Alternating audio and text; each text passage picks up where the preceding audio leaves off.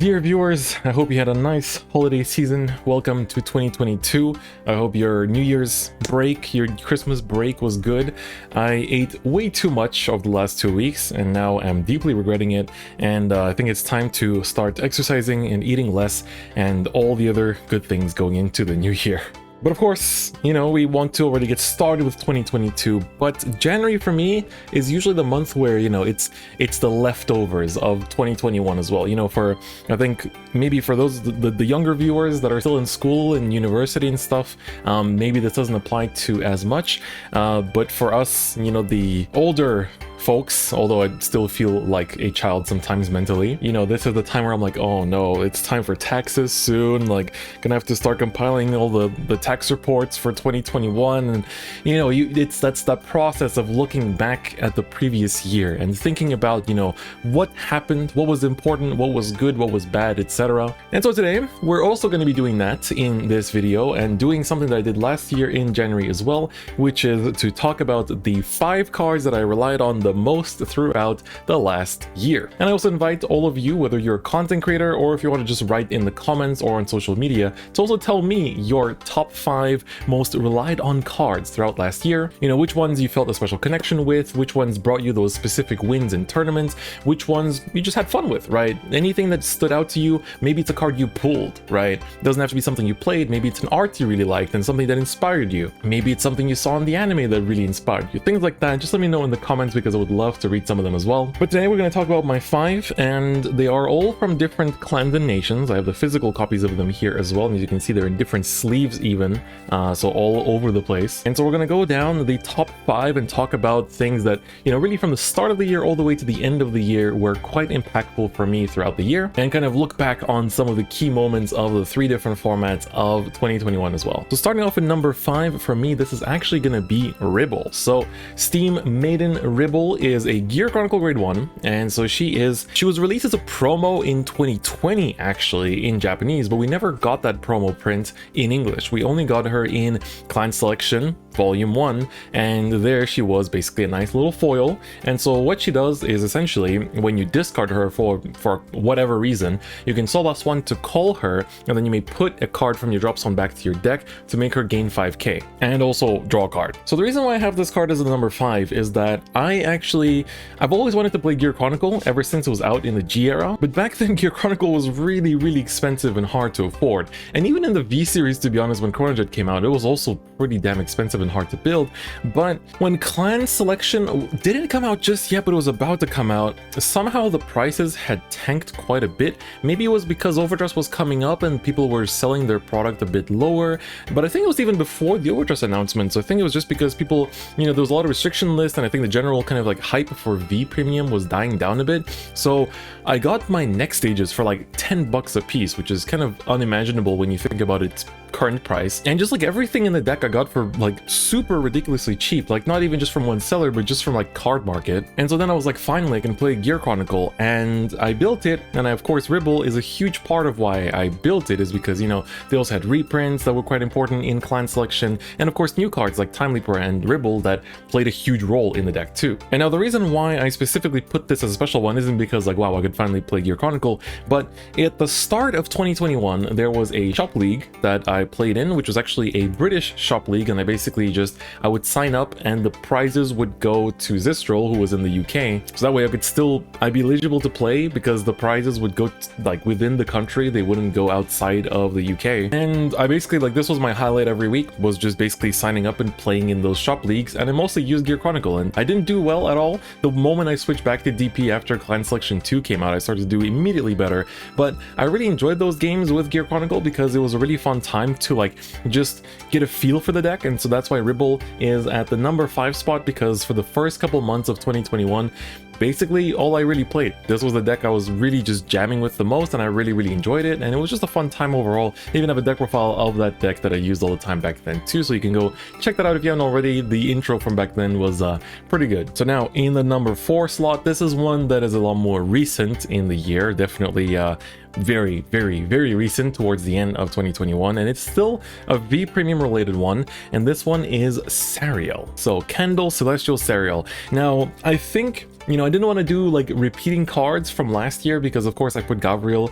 in last year's list because she was, you know, a card that I was really looking forward to coming back, and I was really glad and really enjoyed the deck myself as well. But this is of course part of the same deck. It's still part of Gabriel, but for me, Sariel and Heal Guards and this entire like wave of support for Angels really made the deck so much more fun, so much more consistent, so much more just like reliable, and you know, you can like tech out all of your options, and Sariel is the reason why you can do that, right? This card is the reason why you can do that, and I want to honestly attribute this card as one of the reasons why I did well in BROV Premium as well, because I just really enjoyed playing the deck, and it's because of this wave of support in particular that I was able to do so well, I think. And just in general, for the future of Angel Feather, like this card will be amazing. It's an incredible card that I now look forward to seeing like what other kind of cards I'll be able to fetch out with this card, right? That's kind of like the excitement for me at this point. So Sariel and the Gabriel deck once again in number 4. Going up the list though, we get into Overdress. Of course, we've had a couple of V1s. There is a premium one in here as well, don't you worry about that. But for Overdress, I think throughout 2021,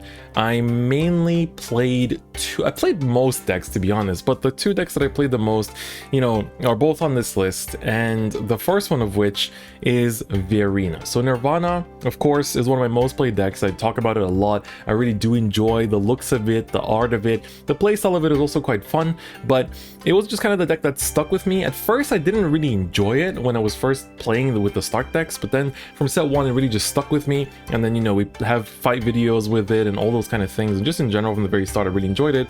But Arcs is definitely the one that I relied on the most. Arcs was the one that got me the cards I needed, that early card draw, just the ability to be able to survive against certain decks. I think Arcs is still the best Verena form there is, as much as he keeps evolving, becomes grade 4 and everything. Arcs is the old reliable, you know, it's the one that you can always depend on, it's the one that will always give you the card draw. The CB1 Pot of Greed will never be bad. If they somehow evolve Arcs and make him draw 3, hey, that's pretty good too. But I think Helmos 1 Draw 2 is an ability that will always be amazing, and for me, like, I think as long as I keep playing this deck, I don't see this card being cut, because also grade 2 body, you can overdress on top of it, it's always good to go into, and I think that Verena Arcs is just a fantastic card. It really is a fantastic card. And I think for all of us Nirvana players, it's a card that we will continue to rely on throughout 2022 as well. And up in number 2, this one is also my other standard one that I'm definitely very happy about. I'm definitely, you know, I've been relying on it for all of the last year, and I'm pretty sure I will also be relying on it to some extent this year as well, although the current start of the year isn't looking as hot as it did last year. But this, of course, is the one and only Orfist. So Orfist has been my main throughout basically all of 2021. I enjoy this deck. It's the only max rarity deck I own for standard as well, because I really do love the art and I think it looks amazing. You know, all the memes, pillar of the Orfist community, etc. were born from this, and it's just a really fun deck. And someone I really enjoyed it. It was simple but effective and a great deck. Like in BSFO, it came up with players like Nuno bringing it, and then now in the BRO format, it's also looking quite strong because the set 3 support for the deck is quite good. Set 4 maybe not so much, but I played so many locals with this, so many tournaments, Shop League. Like, it's a deck I definitely have become very attached to, and I really can't wait to see how it's going to evolve in the future as well, because Orfist, you know, it has a lot of potential. The whole like kind of like playstyle they've explored of like trading your markers for, or like trading your tokens for other things, is something that can really be explored more and more in the future. So I can't wait to see what they do with it. But he's brought me many wins, many amazing moments throughout 2021, and all the locals I played in. The content creator invitational and Cardfight Con as well was so many hard-fought battles with this guy, and I really can't wait to see how things are going to continue shaping up with our buddy Orfist over here. And so he's really been a good boss unit throughout this year, and I'm not as attached to him now as I was last year. And there's definitely other decks in standard I enjoy a lot more now than Orfist 2. You know, sorry to break it to you. But still, I'm very thankful for everything, all the moments together in 2021. I look forward to how he's gonna improve in 2022 after set 4 as well. And now finally, I think the number 1 spot is pretty predictable, especially from the thumbnail. Is a card that, you know, I've definitely waited for this one for a very long time. You know, there was feels like a whole arc of this channel was the wait for this card, and the you know, the disappointment when it didn't come, and the joy when it was announced. And I don't need to beat around the bush, of course, it is our boy Daikaiser.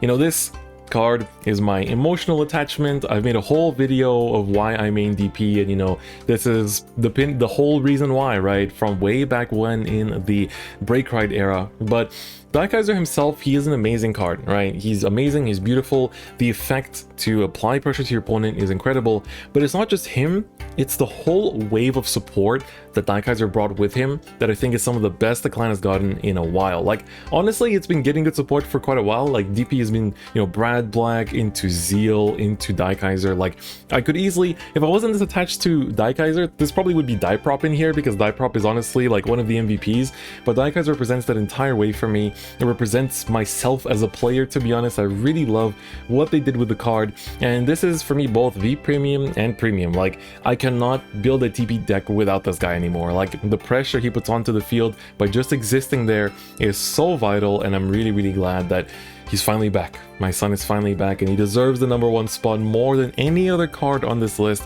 And so this was definitely one of the highlights of 2021 for me. Daikaiser finally coming back, getting these 4 VSRs in Japanese that I don't even know if I want to get the English ones. I'm kind of disappointed by the golden border. The silver one looks way better, but still one of the biggest highlights of the year, and I'm super glad that he's finally back. And that is it, ladies and gentlemen. That is it. So those are my 5 cards I relied on throughout 2021. Feel free to let me know yours in the comments below. As you can see, it's not necessarily the cards you played with the most for me. Daikaiser, like, sure, it's in my V and my premium decks, but it's also that emotional attachment that is so important. And you know, some of these cards are just from decks that I used to play a lot, don't play a lot anymore, right? But they still mean a lot to me when looking back at the year. So look forward to 2022 and what kind of amazing new cards will come out. And I'm also, you know, with my live events this year, probably going to be playing a lot more tournaments if things go well. Can't wait to see how things are going to progress, because it's going to be exciting. It's going to be very exciting. But as always, let me know yours in the comments as well. If you like the video, please do give it a like. And if you haven't already, please do subscribe as well. Otherwise, it's going to be it for me today. And I'll see you guys next time. Bye-bye.